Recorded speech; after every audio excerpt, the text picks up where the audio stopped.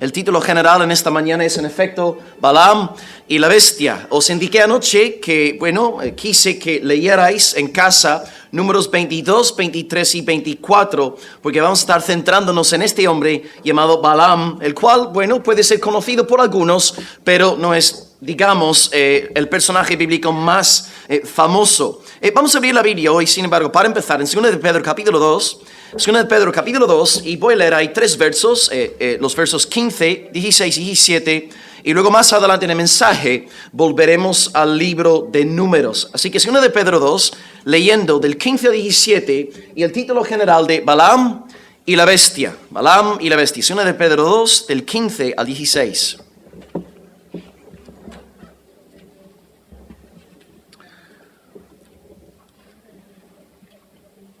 Dice la palabra del Señor en 2 de Pedro 2, 15 y 16.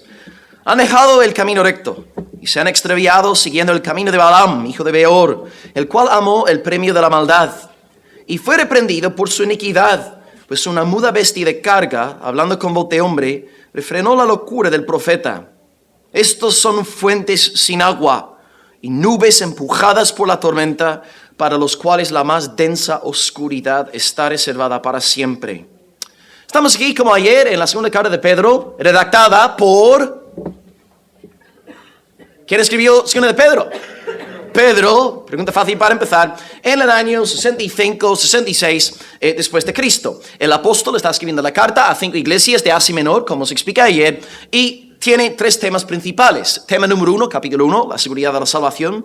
Tema número 2, falsos profetas, que estamos ahora desarrollando hoy. Y tema número 3, capítulo 3, la segunda venida de Jesucristo. Si hiciéramos un breve resumen de todo el capítulo hasta este punto, el versículo 15, podemos aprender las siguientes 10 verdades. Los falsos profetas, 1, forman parte de la iglesia visible, versículo 1. 2, estos falsos predican herejías negando al Señor, también versículo 1. 3, siguen disoluciones, es decir, son sexualmente inmorales. 4, hacen que el camino de la verdad sea blasfemado, es decir, el cristianismo que sea blasfemado. 5, son ávaros y mentirosos, versículo 3. 6, siguen los 3 ejemplos de los ángeles caídos, el mundo antiguo de Noé y los sodomitas, en versículos 4, 5 y 6. Verdad número 7, son sensuales, rebeldes e irracionales, versículos 10 al 12. 8, utilizan las comidas fraternales para sembrar su veneno, versículo 13. 9, pecan a plena luz del día, versículo 13. Y finalmente, la 10ª verdad que aprendemos hasta el versículo 15, son adúlteros y seducen a los inconstantes de la iglesia. Versículo 14. Vamos a seguir entonces con este desagradable asunto en el temor de Dios, el falso profeta y su mensaje. Y hoy en esta predicación solo tengo 2 puntos, no tengo 3, así que lo siento, no va a ser un mensaje tan ungido como el de ayer porque solo tengo 2 puntos y no tengo 3. Y los 2 puntos para los que estáis tomando apuntes son los siguientes. 1, hijos de codicia. 2, hijos de maldición. Repito, 1, hijos de codicia, y 2, hijos de maldición, y el primer punto será más extenso que el segundo. Pues vamos a arrancar en esta mañana con el primer punto, hijos de codicia. Bien. Si nos fijamos aquí en la última parte del versículo 14, aprendemos que los falsos líderes tienen, según Pedro, el corazón habituado a la codicia y son hijos de maldición. Pedro, como maestro, enseguida cita una ilustración del Antiguo Testamento para ayudar a las iglesias de Asia Menor a entender qué tiene en mente cuando habla sobre un falso maestro. Y cita el ejemplo de Balaam. Balaam es un hombre que ejemplifica la codicia y la avaricia. Era un verdadero hijo de maldición. Y ahora vamos a leer versículos 15 y 16 para ver lo que Pedro pensaba acerca de este hombre de Mesopotamia. Dice, han dejado el camino recto, se han extraviado siguiendo el camino de Balaam, hijo de Beor, el cual amó el premio de la maldad y fue reprendido por su iniquidad, pues una muda bestia de carga, una asna, hablando con voz de hombre, refrenó la locura del profeta.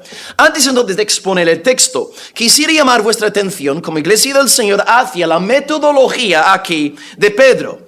Pedro, si tú estudias la primera carta y la segunda carta, una y otra vez Pedro va a citar las escrituras del Antiguo Testamento para respaldar todo lo que está diciendo. Por ejemplo, a modo de ilustración, en nuestro capítulo 2, en el versículo 1, él alude a los falsos profetas que estaban entre el pueblo en el Antiguo Testamento. Está aludiendo a las escrituras del Antiguo Pacto. Y luego en versículos 4 al 8, habla de ángeles caídos, el mundo antiguo de Noé, y Sodoma y Gomorra y de Lot. Está una vez más citando ejemplos del Antiguo Testamento, enseñando a la iglesia que la palabra de Dios tiene autoridad y poder. Pedro siempre cita la palabra de Dios porque él sabe que la palabra es la palabra profética más segura, a la cual hacéis bien en estar atentos como a una antorcha que alumbra en lugar oscuro.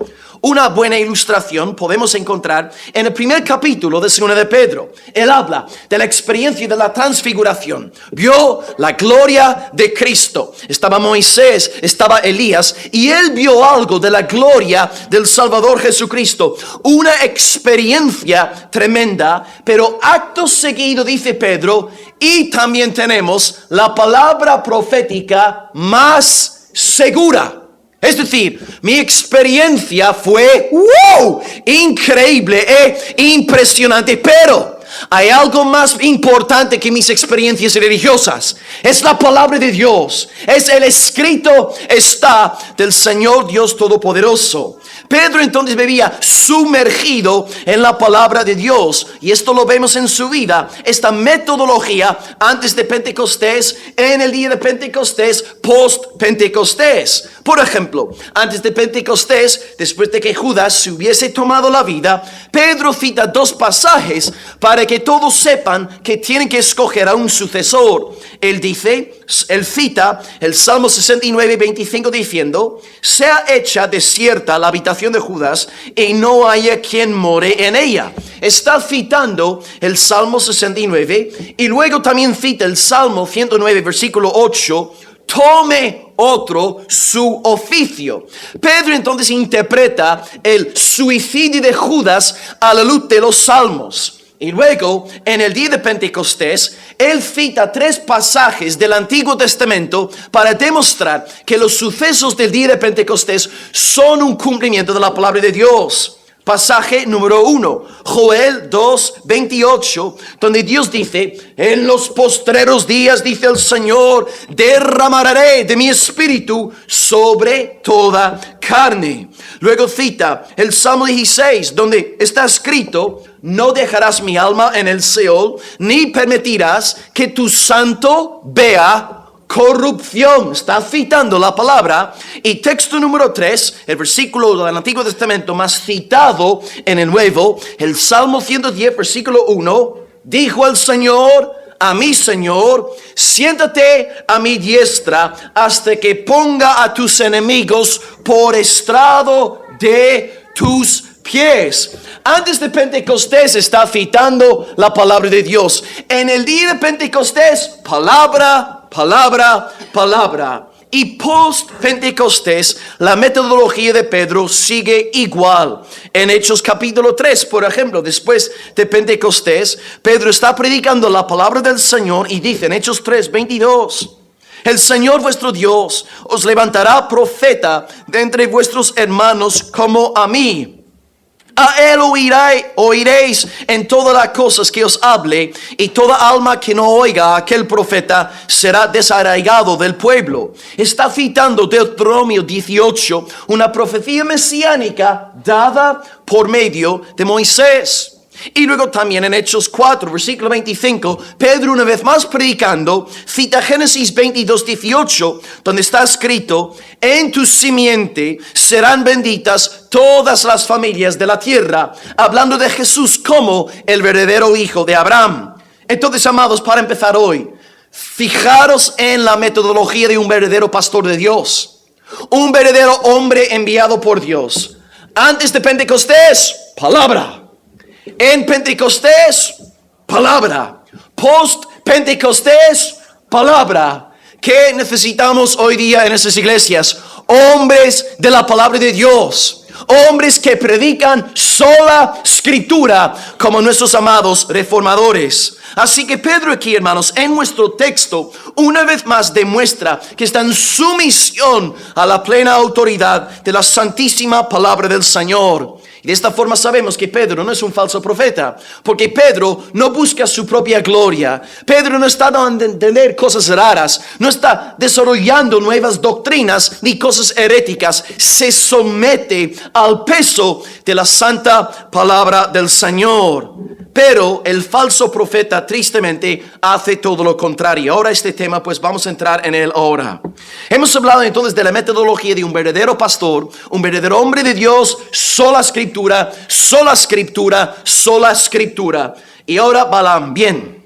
Hemos leído versículos 15 a 16. Hemos resaltado la metodología bíblica de Pedro. Ahora nos interesa el contenido de nuestro texto en sí. Bien. Podéis leer sobre Balaam en Números 22, 23 y 24. Voy a daros un resumen de su ministerio que está pues recopilado en Deuteronomio 23, Josué 24 y Nehemías 13. Dice a grandes rasgos: Balaam era, o bueno, cito aquí una cita textual de la palabra. Dieron dinero a Balaam para que maldijera al pueblo de Dios, pero nuestro Dios volvió la maldición en bendición. Repito, dieron dinero a Balaam para que maldijera al pueblo de Dios, mas nuestro Dios volvió la maldición en bendición. El Nuevo Testamento, amados, también habla sobre Balaam. En el libro de Judas, en el pasaje paralelo, Judas 1:11, que os compartí ayer en el segundo mensaje, dice: se lanzaron por lucro en el error de Balaam. Balaam quiso hacerse rico. Y luego hay otro pasaje, Apocalipsis 2:14, que se lee: tengo unas pocas cosas contra ti, que tienes a los que retienen la doctrina de Balaam, que enseñaba a Balac a poner tropiezo ante los hijos de Israel, a comer de cosas sacrificadas a los ídolos y a cometer fornicación. Total, si sumamos los datos disponibles de la palabra, notamos pues que Balaam quiso profetizar maldición en contra de la nación escogida por Dios por amor al dinero. Y además de procurar maldecir a los israelitas, animó al rey de Moab, Balac, a que enviase a las moabitas a seducir a los varones israelitas para que cayese la ira de Dios sobre ellos. Bien, pero lo que más nos concierne en este mensaje es lo que nos enseña Pedro. Vuelvo a leer versículos 15 y 16. Dicen: han dejado el camino recto y se han extraviado siguiendo el camino de Balaam, hijo de Beor, el cual amó el premio de la maldad y fue reprendido por su iniquidad. Pues una muda bestia de carga, hablando con voz de hombre, refrenó la locura del profeta. Aquí ahora tengo 3 subpuntos para que sea más fácil de entender. Subpunto 1, el camino. Subpunto 2, el premio. Y subpunto 3, la bestia. Repito, 1, el camino. 2, el premio. Y 3, la bestia. Seguimos dentro del primer punto. Ok, primero, el camino. Han dejado el camino recto y se han extraviado en el camino de Balaam, el hijo de Beor. Bien, camino.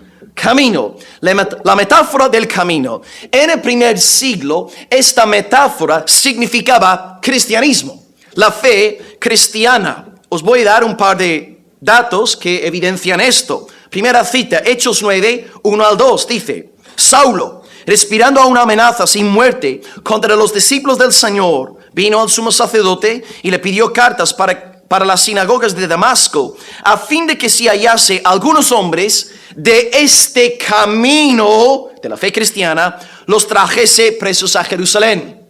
Segunda cita, Hechos 22, versículo 4, donde Pablo, relatando su testimonio personal, confiesa que yo perseguía este camino hasta la muerte, prendiendo y entregando en cárceles a hombres y mujeres. El camino, pues, aquí en el texto de Pedro, alude a la fe cristiana. Estos falsos maestros estaban dentro de la iglesia, formaban parte de la fe cristiana en el sentido externo, visible de la palabra, y luego se apartaron del camino recto. Porque el cristianismo es una fe recta, para personas rectas, no es una fe moralmente perversa. El problema es que en Asia Menor, donde Pedro está escribiendo esta carta, ahí los predicadores libertinos habían convertido la fe cristiana en un sistema mundano y pecador. Y por esta razón ellos se opusieron a Pedro y a la doctrina de santidad que él anunciaba. Ellos decían que Pedro tenía un espíritu de legalismo, que Pedro carecía de amor, pero son las mismas acusaciones de siempre. Fue esa mentira la que lanzó Satanás a nuestra mamá Eva en el principio. ¿Os acordáis cuando ella fue preguntada por la serpiente? Génesis 3:1, ¿con qué Dios os ha dicho, no comáis de todo árbol del huerto? ¿Qué es lo que está ahí diciendo el diablo a Eva? Está diciendo, mira, Evita, tu Dios es un Dios legalista. Tu Dios no te deja hacer nada. Él no quiere que tú disfrutes de los placeres de esta vida. Eva, tu Dios no te ama. Tu Dios es un déspota. Si Dios de verdad te amara, querida amada Eva, Él te permitiría hacer lo que bien te dé a ti la gana. Él permitiría que tú comas de aquel árbol. ¿Cómo puede Dios amarte si te impone tantas reglas y normas? Desde aquel día en adelante, todos los siervos de Satanás han dicho exactamente lo mismo tocante a los verdaderos hombres de Dios, diciendo que son legalistas y que no tienen amor. No hay nada nuevo, hermanos, bajo el sol. Así que, queridos amados, en esta mañana, acordaros de que Satanás no vendrá a este púlpito vestido de monstruo. No vendrá con un tatuaje de 666 en la frente. No vendrá diciendo, hola, soy un lobito, hacedme caso. De ninguna manera. Vendrá como un predicador suave, humanista, inflando el ego de los hermanos, diciendo que los pastores que hablan del pecado y de la condenación son legalistas y carentes de amor. ¿Esto suena a algo, hermanos? Es la iglesia del siglo XXI. Satanás no se ha callado, lanza las mismas acusaciones. Satanás es aquel que se acerca a ti para susurrarte al oído, ten compasión de ti mismo. Ten compasión de ti. Piensa en ti mismo. Piensa en tu ego. Piensa en tus proyectos. Piensa en agradarte a ti mismo. Satanás te llama a huir de la cruz, donde Jesús te llama a cargar con tu cruz. Satanás es el ser más blando e inofensivo que hay. Él vendrá predicando paz. Paz cuando no hay paz. Satanás siempre te dice lo que tú quieres oír y escuchar, pero recuerda que Él no te ama. El pastor que bendice tu vida, cuando sabe que estás andando en pecado, no te ama. Ese hombre te ama con un amor satánico, un amor pagano. El verdadero hombre de Dios, una verdadera mujer que de verdad te ama con el amor de Cristo, te reprende y te corrige con lágrimas en los ojos cuando tú estás andando en pecado. Y lo hace no por ser legalista, ni por tener carencias de amor, sino porque anda en el verdadero amor, nacido del Espíritu Santo, no en este amor pagano y mundano que está triunfando en la iglesia del Señor en el siglo XXI. Eva se puso a razonar como un humanista, colocando sus caprichos egoístas en primer lugar, y fue normal pues que empezara a dudar de Dios, creyendo que era un ser legalista y que no tenía amor. Y hasta el día de hoy hay multitudes que creen exactamente lo mismo. Se enteran de que el cristianismo es un camino recto, santo, un camino de autonegación, de pureza, de santificación, y se apartan de la iglesia diciendo no. Ay, son hipócritas, legalistas y carentes de amor. Es la misma mentira propagada por Satanás en el mismo principio. El libertino, el supuesto creyente que quiere vivir la vida loca, siempre va a tachar a los verdaderos creyentes de legalistas y de carentes de amor. Pero recordamos que 1 de Juan 5:3 dice que para el verdadero cristiano los mandamientos de Dios no son gravosos.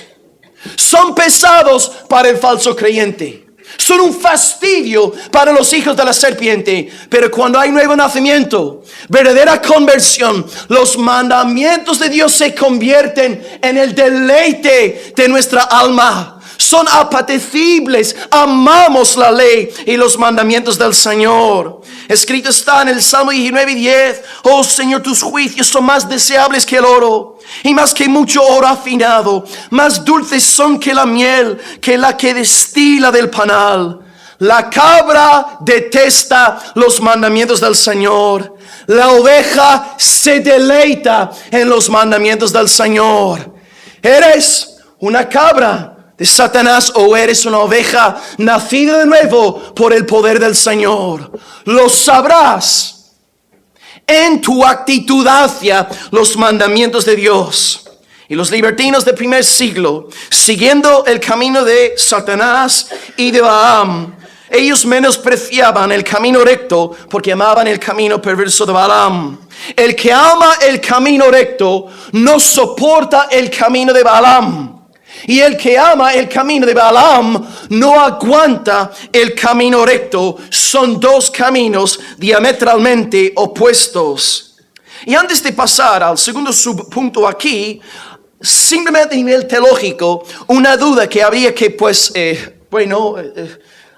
solucionar. Algunas personas utilizan este pasaje para decir que la salvación se puede perder. Dice versículo 15 de nuestro pasaje: han dejado el camino recto y se han extraviado siguiendo el camino de Balaam. Algunos utilizan este pasaje para negar la doctrina de la seguridad de los santos, la perseverancia de los santos. No obstante, hay que leer cada texto en su contexto. Y Pedro acaba con la conclusión en el versículo 22, donde escribe: les ha acontecido lo del verdadero proverbio: el perro vuelve a su vómito, y la puerca lavada ha de volcarse en el fieno. Bien, ya aprendemos que no es para nada malo tachar a los falsos hermanos de cerdos, ni de perros, ni de cabras. Es bíblico hacer. Yo sé que hay muchos que se ofenden hoy día por esto, pero son más dulces que la palabra del Señor. Pedro aquí se refiere a ellos como perros y como puercas, y él fue inspirado por el Espíritu Santo de Dios. Simplemente un dato. Bien, el perro se había apartado del vómito durante un tiempo, la puerca se había apartado del lodo. Pero hermanos, una preguntilla: si yo llevo un perrito a predicar aquí la palabra de Dios y está conmigo 10 años en la iglesia, el perro, por estar 10 años en la iglesia visible, ¿es nacido de nuevo? Pero hermanos, está en la iglesia. No tiene nada que... Exactamente, como dice Paul Washer, tú puedes pasar la noche en un garaje. No quiere decir que por la mañana vayas a ser un coche. Estar en la iglesia visible no quiere decir que tú seas un creyente. Un perro puede estar 10 años en la iglesia, puede estar detrás del púlpito, no quiere decir que haya nacido de nuevo. Otra ilustración aquí: la puerca lleva aquí un cerdito, está 15 años con nosotros. Ok, hermanos, después de 15 años es el cerdito ahora nacido de nuevo. Desde luego que no, porque es un puerco, un cochino, un cerdito. Entonces, amados, Balaam era un perro, Balaam era un cochino, un puerco, un cerdo. Entonces, un perro puede estar en la iglesia visible, un cerdo puede estar en la iglesia visible. No por eso quiere decir que haya nacido de nuevo. Por lo tanto, no es ninguna sorpresa cuando haya personas en la iglesia visible que acaben apartándose de la iglesia. Escrito está: salieron de nosotros porque no eran de nosotros, no habían pasado de muerte a vida. Así que no, queridos, este pasaje no puede ser utilizado para decir que la salvación se pierde. Estamos hablando de perros, de puercas, de gente que no conoce al Señor. Bien, segundo subpunto aquí, el premio, versículo 15. Han dejado el camino recto, han abandonado el cristianismo, porque claro, son perros, son puercas, se han extraviado siguiendo el camino de Balaam, el cual amó el premio de la maldad. El cual amó el premio de la maldad. Ahí está el problema de Balaam. Amaba el dinero, quería el premio de la maldad. Él profetizaba porque el rey de Moab le estaba dando unos cuantos euros y por lo tanto predicaba para agradar al rey Balac. Como os expliqué ayer, en 2 de Pedro 2:3 dice, por avaricia harán mercadería de vosotros con palabras fingidas. Ahora bien, sí, una iglesia tiene que sostener a su pastor y a sus pastores. Eso es correcto y es bíblico. La iglesia tiene que desempeñar esta función, pero es verdad que hay otros pastores que abusan de la iglesia del Señor y ahora están con jets privados, mansiones y esposas cubiertas de joyas y profesan representar al humilde nazareno Jesucristo, el cual dijo en Mateo 8:20, el Hijo del Hombre no tiene dónde recostar su cabeza. Si según estos pastores es una maldición estar en pobreza, entonces, hermanos, Jesucristo estaba bajo la maldición de Dios. Casi todos los profetas del Antiguo Testamento estaban bajo la maldición de Dios. Todos los apóstoles del Nuevo Testamento estaban bajo la maldición de Dios. No es una maldición ser pobre. Pero Balaam aquí, a diferencia de Moisés, no buscaba la gloria de Dios, no le interesaba la santificación, solamente quería pasta, dinero, hacerse rico por medio de sus dones carismáticos. Qué importante, pues, amados, aplicación para vosotros es distinguir entre la verdadera gracia de Dios y los dones. No es lo mismo tener la gracia de Dios que tener dones llamativos. Balaam, yo estoy seguro, hermanos, Balaam era elocuente, tenía dinamismo, era un predicador impresionante y con mucho celo, y seguramente predicaba mucho mejor que Moisés, porque Moisés, el pobre, había tirado 4 décadas ahí con ovejas. Si tú estás día y noche con ovejas durante 40 años, ¿cómo vas a hablar después de 40 años? No vas a poder comunicarte. Balaam predicaba mejor que Moisés, pero Moisés era el hombre de Dios. No te confundas, no es el don, no es lo llamativo. Mira, en el caso de la música, los mundanos cantan mucho mejor que nosotros. Muchos de nosotros cantamos como focas ahogándose, ¿verdad, hermano? Yo al menos canto así. Y la gente en el mundo puede cantar Amazing Grace, otro himno cristiano conocido, pero por tener dones visibles no quiere decir que haya nacido de nuevo. No por estar en un púlpito predicando quiere decir que alguien haya nacido de nuevo. No por estar tocando en un grupo de alabanza quiere decir que aquella persona haya nacido de nuevo. Hermanos, distingamos bien entre la verdadera gracia salvadora de Dios y la santificación y los dones llamativos. Y por esta razón muchos se dejan engañar por Balaam hoy día en el siglo XXI. Pero pastor, ese hombre, ¿cómo va a ser un falso profeta? Si tiene fuego y levanta la voz y tiene autoridad. Hermano, no juzgues según los dones, juzga según la bendita palabra de Dios. Si no te habla conforme a la palabra, huye.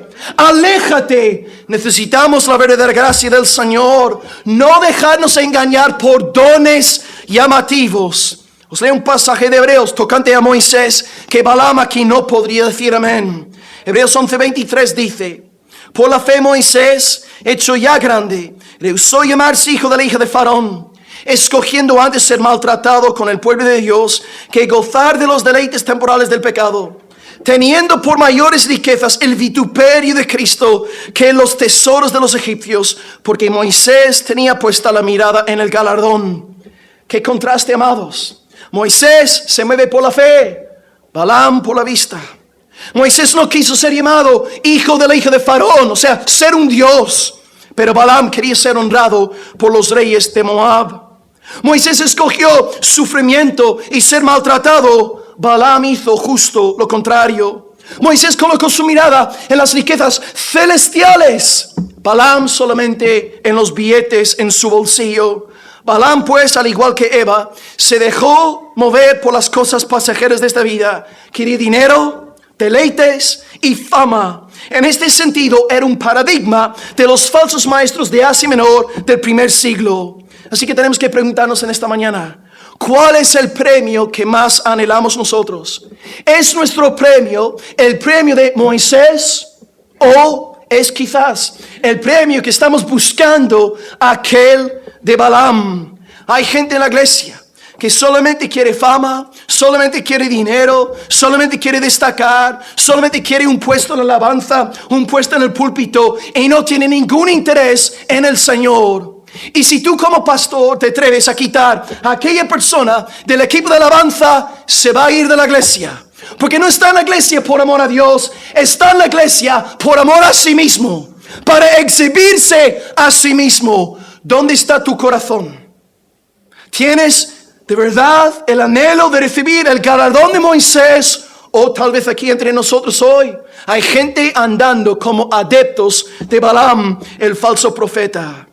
Y tercer subpunto, la bestia. Aquí sí voy a pediros que me acompañáis a Números 22. Números 22. Vamos a hablar ahora de la bestia. 2 Pedro 2:16 dice: Él fue reprendido por su iniquidad, pues una muda bestia de carga, hablando como este hombre, refrenó la locura del profeta. Ahora, Números 22, del 21 al 35. Números 22, del 21 al 35.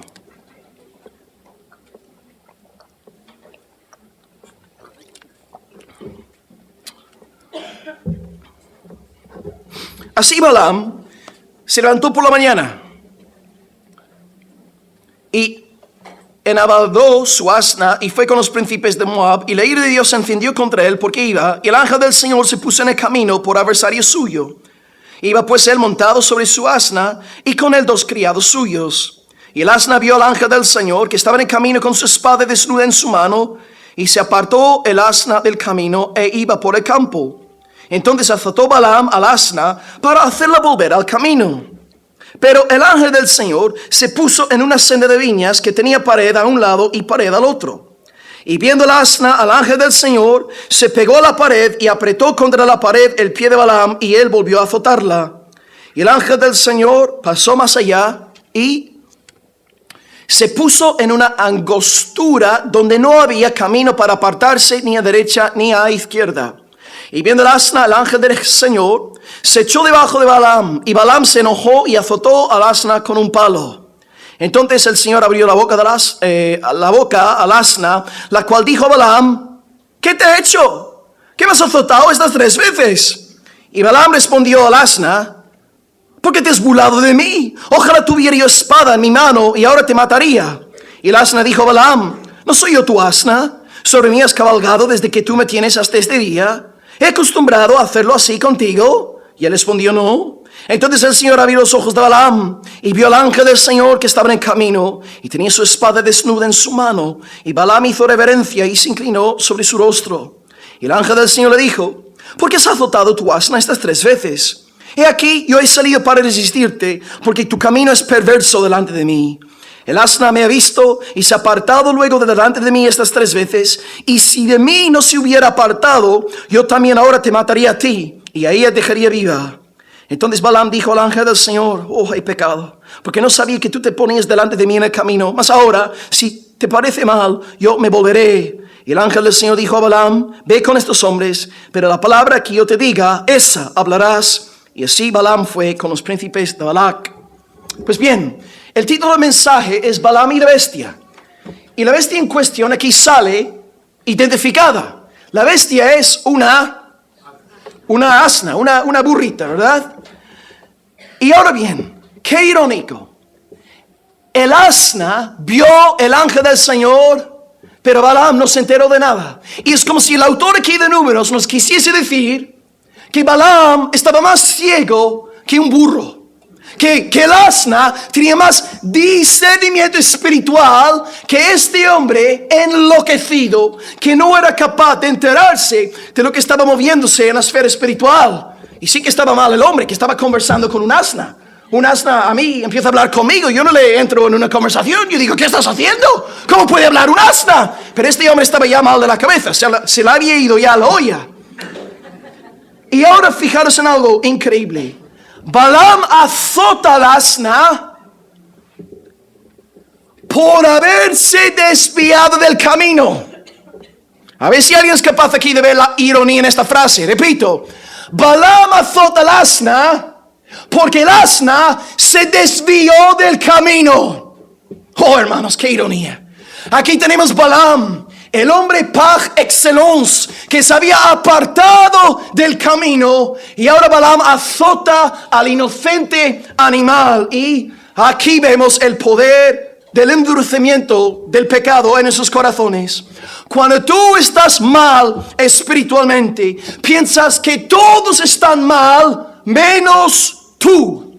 Echas la culpa a tu esposa, a tus padres, a tus hijos, a tu jefe. Echas la culpa a todo el mundo porque tú estás mal espiritualmente. Y el pobre animal, de hecho, llegó a salvarle la vida a Balaam. Balaam tendría que haberle dado las gracias al burrito, pero en vez de hacerlo, pega, azota al pobre animal. ¿Ves? El pecado todo lo distorsiona. El pecado nos vuelve locos.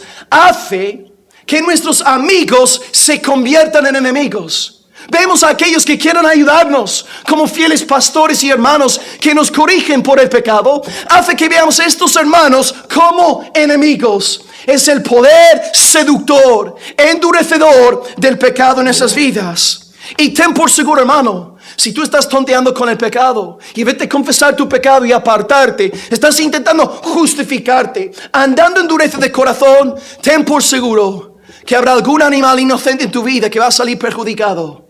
Cuando tú andas en pecado con el corazón endurecido, tu mujer va a sufrir las consecuencias. Tus hijos van a sufrir. Puedes procurar engañarte todo lo que quieras, incluso pecados secretos, pero tarde o temprano algún animal inocente en tu vida va a sufrir por causa de tu dureza de corazón y falta de arrepentimiento. ¿Por qué Balaam azota al asna? Porque Santiago 4:1 dice: ¿de dónde vienen las guerras y los pleitos entre vosotros? ¿No es de vuestras pasiones, las cuales combaten en vuestros miembros? Codiciáis y no tenéis, matáis y ardéis de envidia y no podéis alcanzar, combatís y lucháis, pero no tenéis lo que deseáis. Balaam quería el dinero. El dinero, me han hecho un contrato. Para ganar esta pasta tengo que maldecir al pueblo de Dios, pero el asna no me está permitiendo llegar a donde tengo que proclamar esta profecía. Por lo tanto pego al asna. Por su avaricia y codicia azotó al pobre animal. Así que, hermano, cuidado con la ceguera espiritual. Si tú no te arrepientes del pecado, si no te apartas, alguien en tu vida, alguien inocente en tu iglesia local va a sufrir. Si Balaam hubiera tenido a Cristo en su corazón, no habría reaccionado de esta manera tan injusta y agresiva. Pero lo que tenemos aquí es el enfado de un hombre no regenerado, un hombre egoísta, un niño. Yo quiero mi dinero, yo quiero prosperar, y si alguien se pone en mi camino para oponerse a mí, se va a enterar. Es un hombre 100% egocéntrico. Pero Dios de repente entra en escena y manifiesta su presencia y le dice a Balaam: irás, pero la palabra que yo te diga, esa hablarás. Y Balaam pudo salir de aquella situación, y el ángel del Señor con su espada decidió no matar a Balaam aquel día. Podría haber hecho, pero por el asna haberle apartado del camino, él salió con vida. Y Balaam, muy aliviado, va a donde tiene que lanzar la profecía. Ahora bien, llega Balaam. Se ha escapado, es muy listo, no le ha matado, y ahora está a punto de pronunciar su profecía. Pero ahora él sabe que el ángel del Señor no está presente. Ya sabe que su vida no corre peligro. Y como sabe que el ángel ya no está, ahora lo que va a hacer es pronunciar la maldición. Porque claro, delante del ángel del Señor, sí, lo que tú me digas, yo también diré. Pero ahora no está el ángel, y ahora quiere profetizar su maldición. Pero el Señor hace algo absolutamente increíble. Cuando él empieza a pronunciar la maldición, Dios convierte las 4 palabras de maldición en bendición. Y el rey de Moab, Balac, se enfurece. Primera profecía, aquí saco solamente una cita de la primera profecía. Números 23:7 dice: he aquí un pueblo que habitará confiado, ¿Quién contará el polvo de Jacob o el número de una cuarta parte de Israel? El rey Balac se puso furioso. ¿Qué haces bendiciendo? Te contraté para maldecir. Prueba otra vez más. En la segunda profecía dice: como león el pueblo de Israel se erguirá, no se echará hasta que devore la presa. Balac empezó a arrancarse los cabellos de la cabeza. Profecía número 3. Balaam empieza a profetizar victoria. Israel devorará a las naciones enemigas, desmenuzará sus huesos y las traspasará con sus saetas. Y ahí Balac se puso furioso. Y luego finalmente la cuarta profecía, eso ya es impactante. Balaam da una profecía cristológica diciendo: lo veré, mas no ahora, y lo miraré, mas no de cerca. Saldrá estrella de Jacob y se levantará cetro de Israel y herirá las sienes de Moab. Hermanos, ¿quién es la estrella de Jacob? Jesucristo. Es una profecía cristológica. O sea, lo que tenemos aquí, hermanos, es un falso profeta que predica por amor al dinero, que acaba de escaparse con la vida, quiere profetizar maldición. Dios le llena del Espíritu Santo para que profetice del Señor Jesucristo. ¿Cómo entender esto? A lo largo de los años he pensado mucho en este episodio, y la única respuesta que yo puedo dar ante esto es que nuestro Dios es soberano. Él hace lo que quiere, donde quiere, como quiere, con quien quiere. Dios es Dios. Dios es soberano y llena a un falso profeta para predicar del Señor Jesucristo. Impresionante. Una muda vestida de carga, hablando con voz de hombre, refrenó la locura del profeta. Hermano, Dios te guarde de entregarte pues a las fantasías carnales de tu corazón, de entregarte a un camino que no es recto, un camino de pecado. Dios te libre para que luego las asnas inocentes en tu vida no salgan heridas. Que todos podamos orar ahora. Oh Padre, refrena mi locura. Señor, produce en mí el querer y hacer tu buena voluntad. Aléjame ya, Señor, de los pasos de Balaam. Líbrame de ser un burro, un asno espiritual. Manténme, Dios, en el camino recto, motivado por el premio de premios, la gloria del Señor Jesucristo. Dios nos libre de ser hijos de codicia. Y ahora llegamos al segundo punto de mensaje, que ya de por sí es muy cortito. Hijos de maldición. Leyendo pues versículo 17. Hemos hablado de versículos 15 y 16 de 2 de Pedro 2. Y ahora para acabar, versículo 17. Hijos de maldición. Dice: estos son fuentes sin agua. Son nubes empujadas por la tormenta, para los cuales la más densa oscuridad está reservada para siempre. Bien, en el primer punto hemos hablado de Balaam, falso profeta, un patrón de un falso pastor, un falso ministro, un falso hermano. Y ahora aquí, hijos de maldición, 3 imágenes fáciles de recordar. Imagen 1, fuentes. Imagen 2, nubes.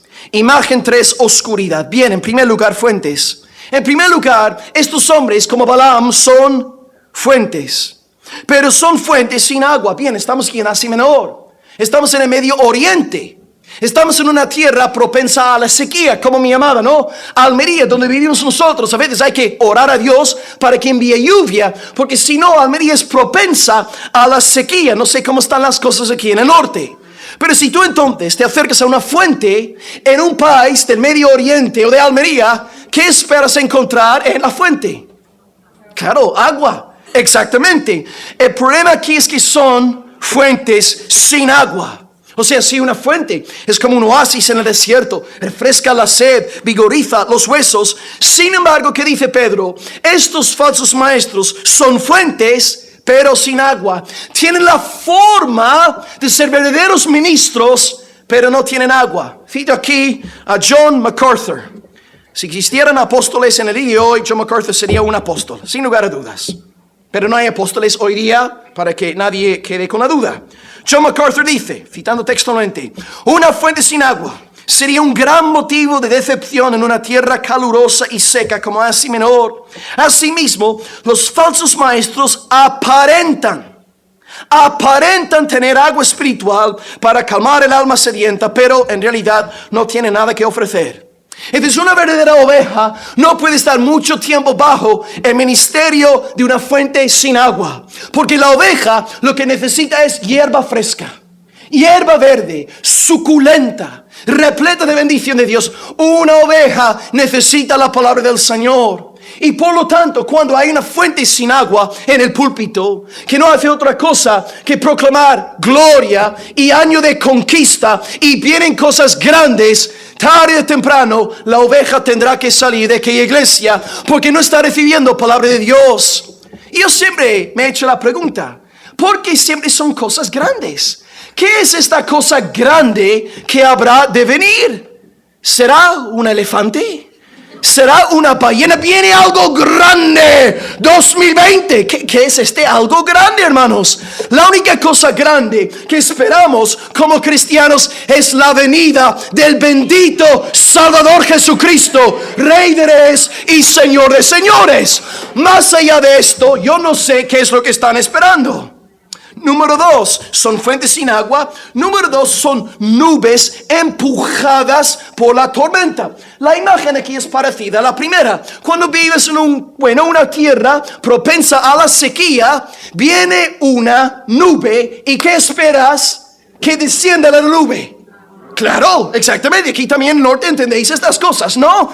Pues viene la nube, aleluya, viene lluvia, pero luego es empujada por la tormenta y te llevas una decepción impresionante. Más de lo mismo, fuentes sin agua, nubes sin sustancia. Y luego número 3, la imagen de la oscuridad. Dice versículo 17, para ellos, para los cuales la más densa oscuridad está reservada para siempre. Aquí pues no hace falta explicaros esto. Es una alusión al castigo venidero, la condenación eterna. Cuando Jesús dice, ahí habrá lloro y crujir de dientes, Pedro está simplemente diciendo lo que el Salvador nos había enseñado. Balaam pues, hijo de maldición. Ya hemos explicado que él quería maldecir a los israelitas por amor al dinero. No pudo hacerlo porque Dios se lo impidió. Y luego Balaam hizo otra cosa muy perversa que no salió en el pasaje que os asigné anoche. Si tú lees Números 25, a primera vista uno pensaría que Números 25 no tiene nada que ver con Números 24. Porque a finales de 24, Balaam se levanta y va a su lugar. Y en el capítulo 25 se nos dice ahí que los israelitas empezaron a fornicar con las mujeres guapas de Moab, adorando a los dioses moabitas. No obstante, si leemos la palabra de Dios con cuidado y buscamos en Números 31:16, Moisés dice lo siguiente: he aquí, por consejo de Balaam, las mujeres moabitas fueran causa de que los hijos de Israel pecasen contra el Señor, y por lo que hubo mortandad en la congregación del Señor. Claro, Dios quitó la vida a 24,000 hebreos por haber fornicado con las mujeres guapas de Moab. Esto quiere decir que, aunque no lo podamos ver en Números 24 y 25, significa que Balaam, antes de volver a casa enfadado porque no había ganado pues el dinero del contrato, se le ocurrió otro plan. Claro, creyéndose más listo que Dios. Como él sabía que no podía pronunciar maldición sobre el pueblo, Dios se lo iba a impedir cada 2 por 3. Entonces pensó, mira, lo que voy a hacer es decirle a Balac que contrate, que envíe a las mujeres más hermosas, las doncellas, las mozas, las muchachas más guapas de su reino, y que las envíe a donde los varones hebreos, y que estas mujeres seduzcan a los siervos hebreos. Luego, rey Balac, si tú haces esto, la ira de Dios va a caer sobre el pueblo, y yo pues puedo salir con las condiciones de mi contrato cumplidas. Balaam era extremadamente listo.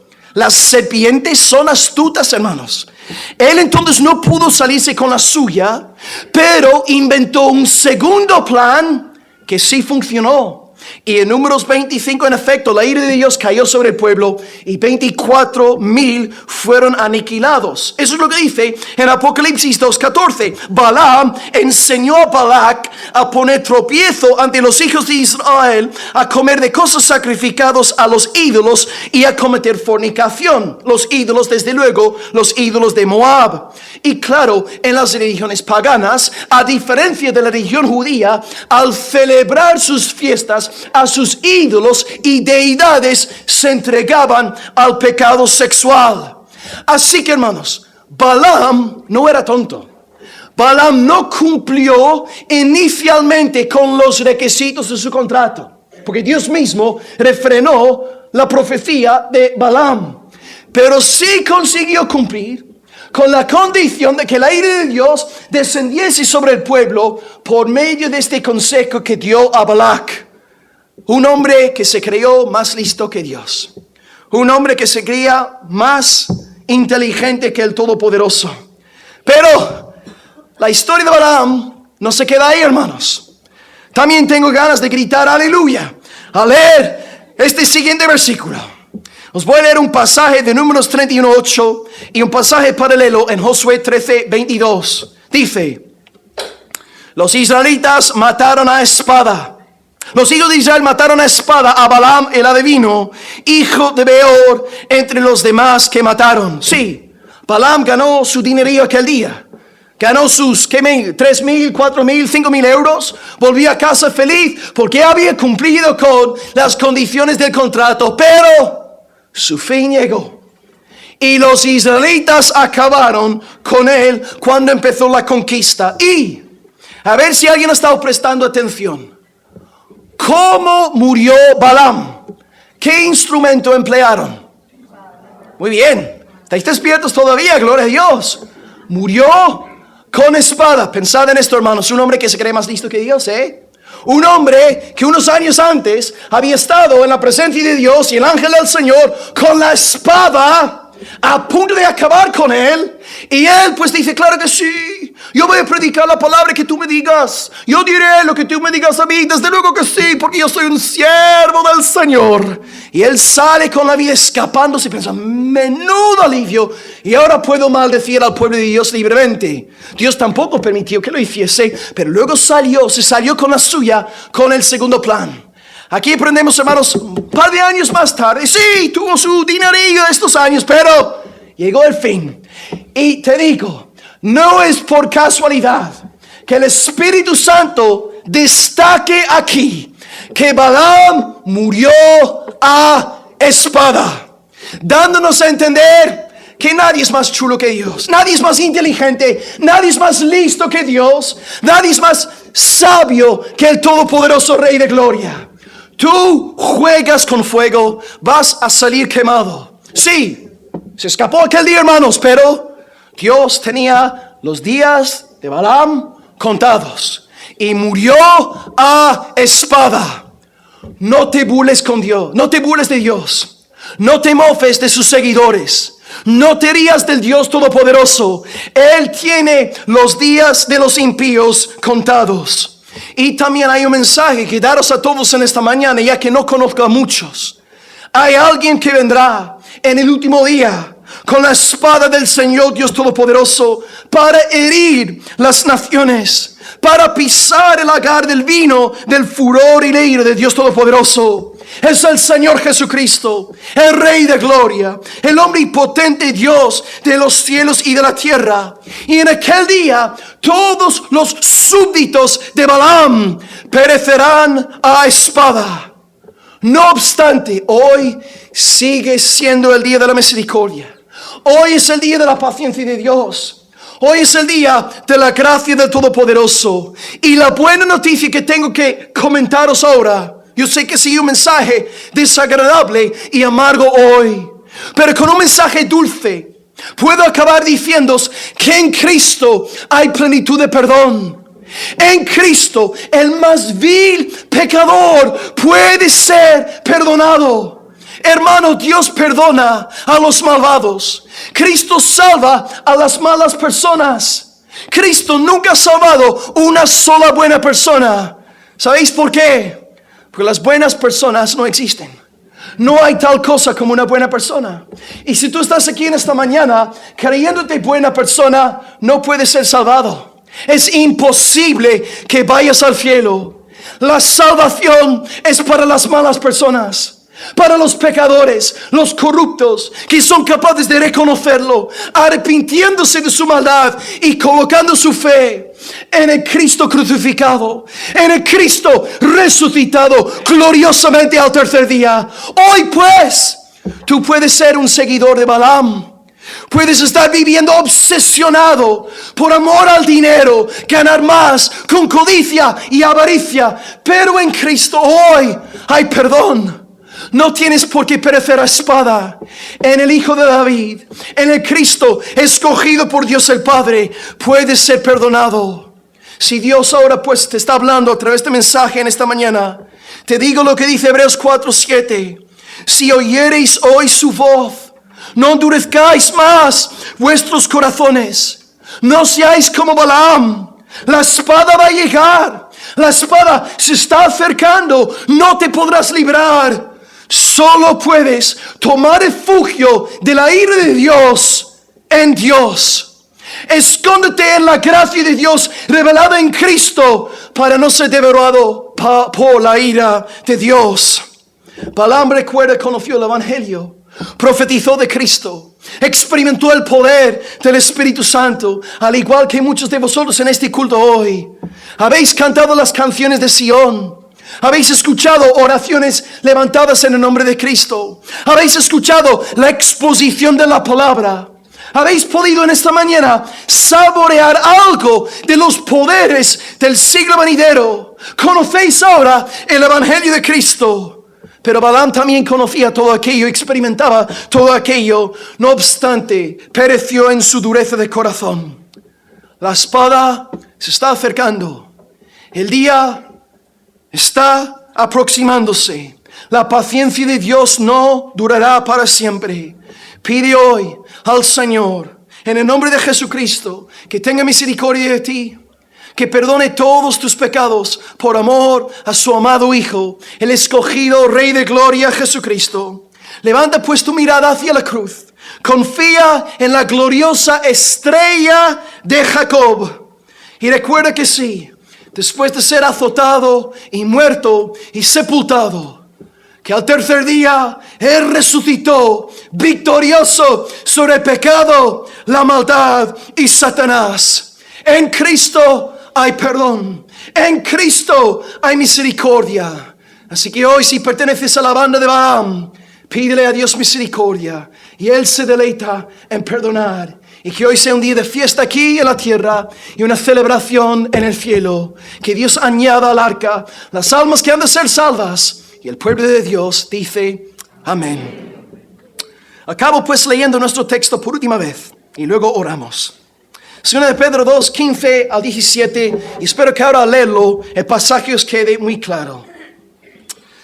Han dejado el camino recto y se han extraviado siguiendo el camino de Balaam, hijo de Beor, el cual amó el premio de la maldad y fue reprendido por su iniquidad, pues una muda bestia de carga, una asna, hablando con voz de hombre, refrenó la locura del profeta.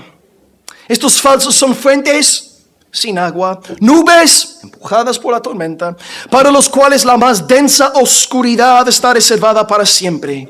Hoy os he hablado de 2 puntos. En primer lugar, arranqué hablando de hijos de codicia y luego hijos de maldición. En primer lugar, hijos de codicia.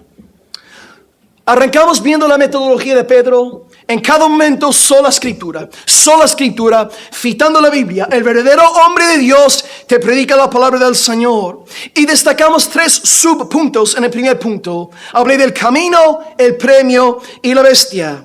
El camino es el cristianismo, y lo que los falsos quieren hacer es convertir el cristianismo en un camino perverso, y por lo tanto tachan a los verdaderos de legalistas y de carentes de amor. En cuanto al premio, os expliqué que Balaam quería dinero y utilizaba sus dones para conseguirlo. Os exhorté a distinguir cuidadosamente entre la verdadera gracia de Dios y los dones llamativos, como la predicación o la alabanza, entre otras cosas. Y luego, tercer subpunto, en cuanto a la bestia, vimos que cuando estamos mal con Dios y no hay arrepentimiento en nuestra vida, lo distorsionamos todo y acabamos atentando contra animales inocentes. Y si tú estás mal, sin arrepentimiento, la gente en tu vida saldrá perjudicada. Tenlo por seguro. Y número 2, hijos de maldición. Acabamos considerando las 3 metáforas apostólicas: fuentes, pero sin agua; nubes empujadas por la tormenta; y oscuridad. Y aquí aludamos al fin también de Balaam, un hombre que murió a espada, enseñándonos que nadie se burla de Dios. Nadie puede engañar al Señor. Pero hoy pues, antes de que llegue la espada del Señor Jesucristo para acabar con todos sus enemigos, os he recordado que seguimos en el día de la gracia, en el día de la paciencia del Señor. Y hoy puedes pasar de muerte a vida con fe en el omnipotente, glorioso, unigénito, bendito, santísimo, alto, glorioso, incomparable Jesucristo, Rey de gloria. Clamad a Él y sed salvos todos los confines de la tierra. Oremos a Dios en esta mañana, dándole gracias por la palabra predicada. Oremos al Señor.